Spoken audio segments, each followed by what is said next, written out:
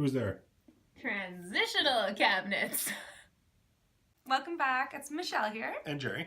And we're going to talk about that in-between style. What is that one called again, Gerald? Transitional. Transitional. So what are the benefits of a transitional kitchen? Well, a transitional kitchen is somebody who's not too sure if they want to go with the classic and not sure if they want the modern. So I like the wood look, but I don't want the hospital look. You kind of get the two, kind of mix the two up. Mm. Yeah. What do you prefer?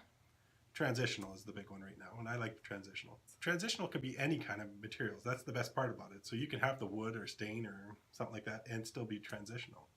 So you can, if you lean a little bit more towards a classic look, you stain and you use the wood. And if you're more of the modern style, then you just use something a little bit cleaner, like high gloss white or something. Awesome. So would you say transitional kitchens are kind of more budget friendly in the sense that you can have that classic look with that modern feel? Yes, absolutely. Mm-hmm. Yeah, because you're not adding all that cost for the details and stuff, which helps you out a lot. Awesome. Yeah. Thank you so much. You're welcome. Thanks.